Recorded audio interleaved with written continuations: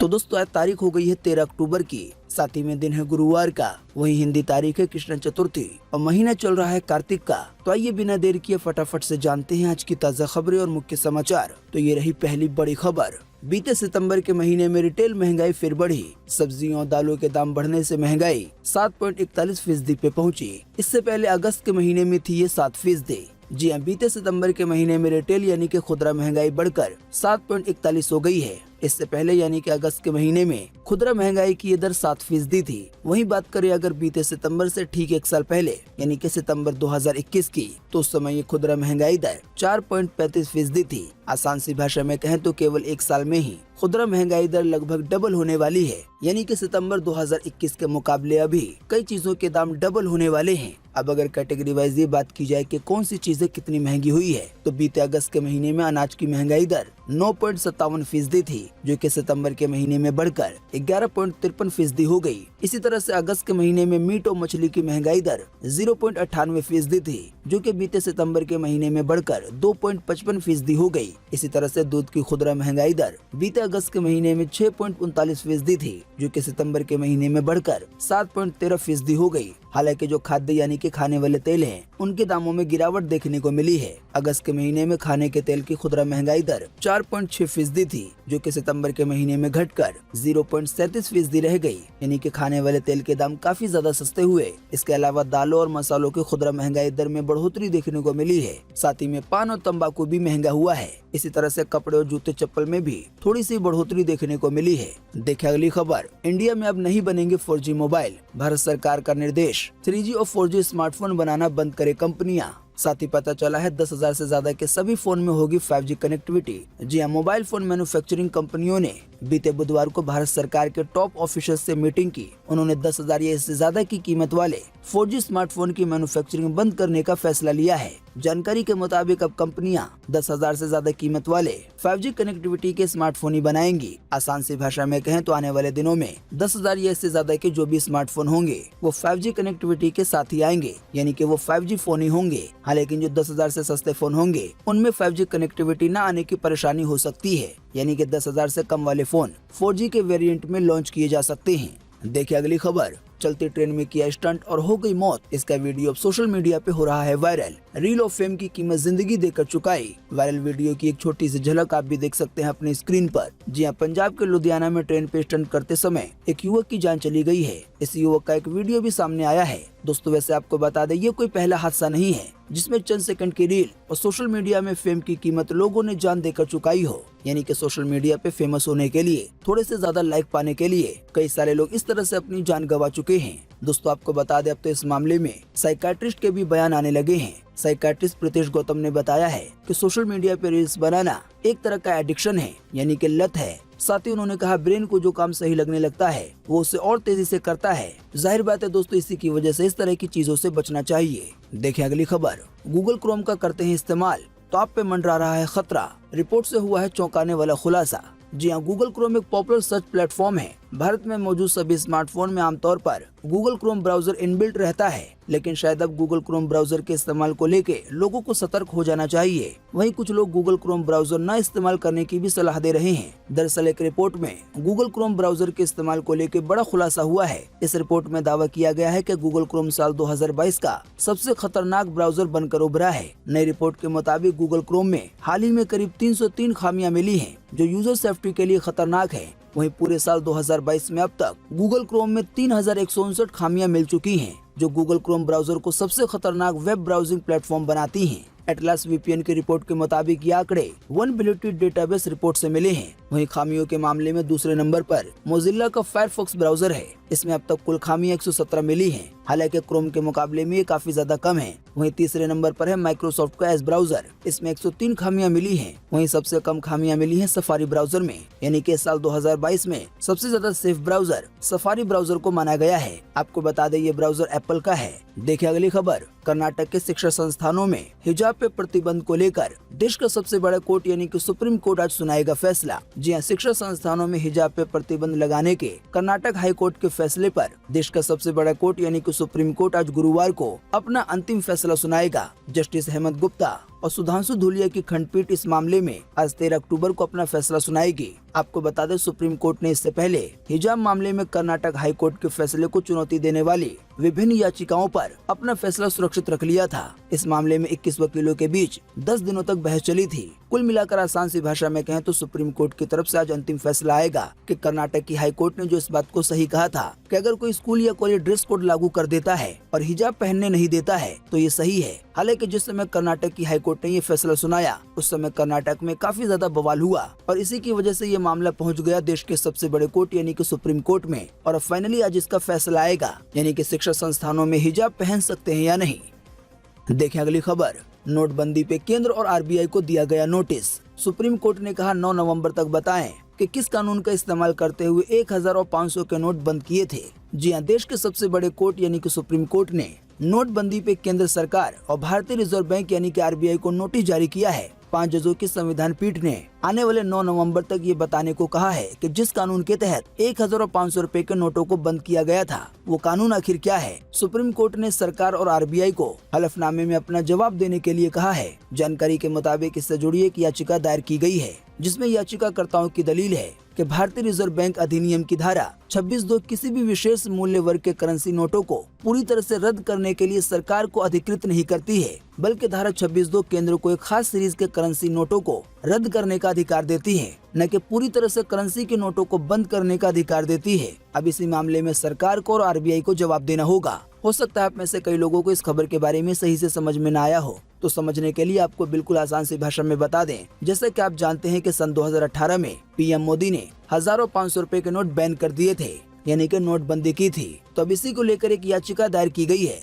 जिसमें याचिकाकर्ताओं ने ये दलील दी है कि भारतीय रिजर्व बैंक यानी कि आरबीआई के पास धारा 26(2) के तहत जो अधिकार है उसके तहत तो केवल किसी एक खास करेंसी के नोटों को ही बैन किया जा सकता है या रद्द किया जा सकता है। तो फिर सभी नोटों को कैसे बैन किया गया और आरबीआई ने इसकी परमिशन कैसे दी। इसी की वजह से देश के सबसे बड़े कोर्ट ने आरबीआई और सरकार दोनों से ही जवाब मांगा है कि आखिर वो कौन सा कानून था जिसके तहत नोटबंदी की गई। दोस्तों, अगली खबर के बारे में बताने से पहले आपके लिए एक बड़ा सर्वे और एक बड़ा सवाल इसी खबर से जुड़ा हुआ। दोस्तों, आपको इसी वीडियो के नीचे कमेंट बॉक्स में कमेंट करके बताना है कि पीएम मोदी ने सन 2018 में जो नोटबंदी की थी तो इससे देश को फायदा हुआ या नहीं। इस पर आपकी पर्सनल राय क्या है? वीडियो को देखने के बाद नीचे कमेंट बॉक्स में अपना जवाब जरूर लिखें। आपके दिए गए जवाब से काफी कुछ पता चलता है। देखें अगली खबर। WHO ने फिर जारी किया अलर्ट। तेजी से बढ़ रहे हैं कोरोना के केस। यूरोप में एक और कोविड की लहर की है आशंका। जी हां, विश्व स्वास्थ्य संगठन यानी कि WHO और European centre for disease prevention and control ने बीते बुधवार को कहा है कि कोविड-19 संक्रमण की एक और लहर पूरे यूरोप में शुरू हो सकती है।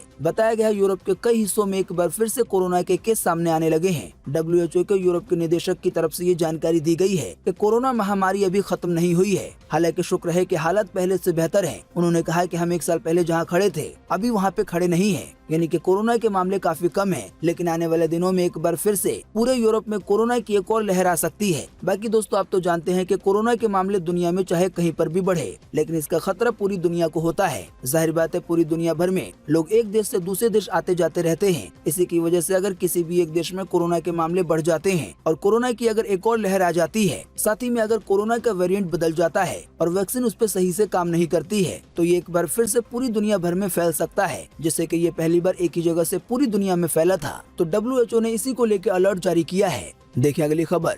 कफ सिरप में गड़बड़ी के आरोपों पर केंद्र सरकार हुई सख्त। मेड इन फार्मास्यूटिकल्स में सभी दवाओं के उत्पादन पे लगी रोक। जी, अफ्रीकी देश गाम्बिया में 66 बच्चों की मौत के पीछे भारत से सप्लाई किए गए कफ सिरप की आशंका को केंद्र सरकार ने गंभीरता से लिया है। एक तरफ जहां सरकार कफ सिरप सप्लाई करने वाली आरोपित कंपनी के खिलाफ कड़ी कार्रवाई सुनिश्चित कर रही है, वहीं दूसरी तरफ इसकी सच्चाई की तह तक जाने की भी कोशिश की जा रही है। साथ ही जानकारी के मुताबिक इस बारे में देश के स्वास्थ्य मंत्रालय के एक वरिष्ठ अधिकारी ने कहा है कि भारत दुनिया का फार्मेसी का हब है और 190 देशों में 24 अरब डॉलर से भी ज्यादा का निर्यात करता है। यानी कि जो हमारा देश है भारत, वो दुनिया के 190 देशों में तरह तरह के दवाइयों की सप्लाई करता है। ऐसे में किसी भी एक कंपनी की गलती की वजह से भारत की छवि को धक्का लग सकता है। दोस्तों अगर आप नहीं जानते हैं तो आपको बता दें, अभी हाल ही में अफ्रीकी देश गाम्बिया में 66 बच्चों की मौत हो गई थी कफ सिरप पीने की वजह से। और ये जो कफ सिरप पिए गए इन्हें भारत में बनाया गया था। हालांकि भारत सरकार ने भी एक्शन लेते हुए इससे जुड़ी एक कंपनी है उसे बंद कर दिया है, यानी कि उसके उत्पादन पर रोक लगा दी है और इसकी छानबीन की जा रही है। आप हमारे मुख्य समाचार अगर रोजाना देखते होंगे तो हमने आपको बताया था WHO ने 4 दवाओं को लेकर अलर्ट भी जारी किया था। हमने आपको उसके नाम भी बताए थे कि फिलहाल इन कफ सिरप के दवाओं से बचना है। देखें अगली खबर। पंजाब में दिवाली की रात 2 घंटे ही चला सकेंगे पटाखे, 8 से 10 बजे तक तय किया गया है समय। जी हां, पंजाब में लोग दिवाली की रात 2 घंटे ही पटाखे जला सकेंगे। इसके लिए रात 8 बजे से 10 बजे तक का समय तय किया गया है। साथ ही ये जानकारी दी गई है कि राज्य में लोग केवल ग्रीन पटाखे ही चला सकेंगे। साथ ही कहा गया है इस समय सीमा का उल्लंघन करने वालों के खिलाफ कड़ी कार्रवाई की जाएगी। बताया गया है ये कदम राज्य में प्रदूषण नियंत्रण के मद्देनजर उठाया गया है। देखें अगली खबर। देखने को मिली ब्रिटिश पार्लियामेंट को एड्रेस करने वाली पहली रोबोट, जवाब देते समय ही सो गई। ड्राइंग, पेंटिंग और स्कल्पचर बनाने में है माहिर। यह है दुनिया की पहली अल्ट्रा रियलिस्टिक आर्टिफिशियल रोबोट। जी हाँ, ब्रिटिश पार्लियामेंट यानी कि लॉर्ड ऑफ हाउस को एड्रेस करने वाली AIDA पहली ह्यूमनॉइड रोबोट बनी। जिस समय ये रोबोट सभा को एड्रेस कर रही थी उस समय कमेटी के मेंबर ने इससे कुछ सवाल भी पूछे। जानकारी के मुताबिक ये दुनिया की पहली ultra realistic artificial robot AIDA यानी कि ड्राइंग, पेंटिंग और स्कल्पचर बनाने में माहिर है। हालांकि संसद में टेक्निकल फॉल्ट के चलते सवालों का जवाब देते समय अचानक ही सो गई। देखें अगली खबर। परफ्यूम सेल्समैन बने एलन मस्क। टेस्ला के CEO ने लॉन्च किया बॉन्ट हेयर नाम का परफ्यूम। अब तक 10,000 से ज्यादा बोतलें बिकी हैं। जी हाँ, दुनिया के सबसे अमीर आदमी और टेस्ला के CEO एलन मस्क ने अपने एक नए बिजनेस वेंचर की अनाउंसमेंट की है। जानकारी के मुताबिक एलन मस्क ने एक नया परफ्यूम लॉन्च किया है। इस बात की जानकारी एलन मस्क ने खुद सोशल मीडिया पे पोस्ट शेयर करके दी है। एलन मस्क ने ये भी बताया है कि उन्होंने अपने वेंचर द बोरिंग कंपनी के जरिए बंट हेयर नाम का परफ्यूम लॉन्च किया है। इस प्रोडक्ट की लॉन्चिंग के साथ ही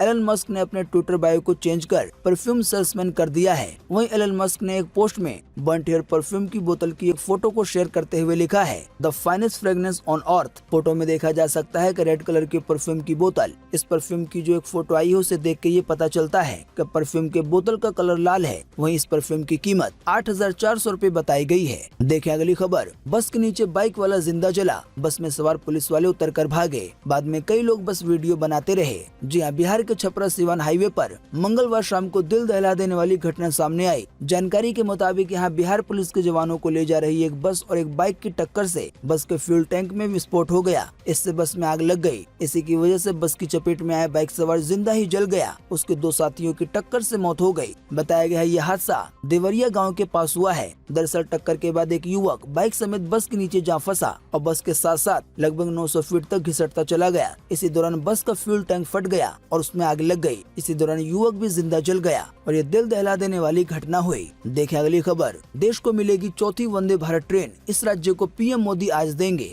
जी हां, प्रधानमंत्री नरेंद्र मोदी देश को चौथी वंदे भारत एक्सप्रेस ट्रेन की सौगात देने जा रहे हैं। नई वंदे भारत ट्रेन दिल्ली चंडीगढ़ होते हुए हिमाचल प्रदेश के ऊना तक जाएगी। बताया जा रहा है कि PM नरेंद्र मोदी आज गुरुवार 13 अक्टूबर को हिमाचल प्रदेश को वंदे भारत ट्रेन की सौगात दे सकते हैं। आपको बता दें हिमाचल प्रदेश में जल्दी विधानसभा के चुनाव भी होने वाले हैं। न्यूज एजेंसी PTI के मुताबिक वंदे भारत ट्रेन बुधवार को छोड़कर सप्ताह के 6 दिन तक चलेगी। नई दिल्ली से हिमाचल प्रदेश के बीच ये ट्रेन अंबाला, चंडीगढ़, आनंदपुर साहिब और ऊना स्टेशन पे रुकेगी। दोस्तों आपको बता दें ये देश की चौथे वंदे भारत एक्सप्रेस ट्रेन होगी। पहली वंदे भारत एक्सप्रेस ट्रेन नई दिल्ली से वाराणसी के लिए चलाई गई थी, जबकि दूसरी वंदे भारत ट्रेन नई दिल्ली से कटरा के बीच चलाई गई थी। वहीं तीसरी वंदे भारत ट्रेन अहमदाबाद से मुंबई के लिए चलाई गई थी। देखें अगली खबर। आज 13 अक्टूबर को देश भर में ये रहेगा मौसम का हाल। मौसम विभाग ने जारी किया है मौसम का पूर्वानुमान। जी हाँ, मौसम विभाग के अनुसार अगले 24 घंटे के दौरान यानी कि आज 13 अक्टूबर को कर्नाटक में, महाराष्ट्र में, छत्तीसगढ़ के कुछ हिस्सों में, साथ ही रोयल सीमा में हल्की से मध्यम बारिश के साथ कुछ स्थानों पर भारी बारिश की संभावना जताई गई है। इसके अलावा भी पश्चिम बंगाल में, झारखंड में, उड़ीसा में, तेलंगाना में, तमिलनाडु में, साथ ही में पूर्व उत्तर भारत में आज हल्की से मध्यम बारिश हो सकती है। हालांकि इन जगहों के एक आधे स्थानों पर भारी बारिश की भी चेतावनी जारी की गई है। इसके अलावा भी पश्चिम बंगाल में, बिहार के कुछ हिस्सों में, उड़ीसा में, मध्य प्रदेश के पूर्वी हिस्सों में, अंडमान निकोबार द्वीप समूह में, साथ ही तमिलनाडु में, केरल में, लक्षद्वीप में, साथ ही सिक्किम में भी आज हल्की से मध्यम बारिश हो सकती है। इसके अलावा भी हिमाचल प्रदेश में, उत्तराखंड में, उत्तर प्रदेश में और पूरे बिहार में हल्की बारिश की संभावना है। तो दोस्तों 13 अक्टूबर 2022 के यही मुख्य समाचार और बड़ी खबरें थी। उम्मीद करते हैं इससे आपको काफी कुछ जानकारी मिली होगी। वीडियो देखने के लिए बहुत बहुत धन्यवाद। Thanks for watching.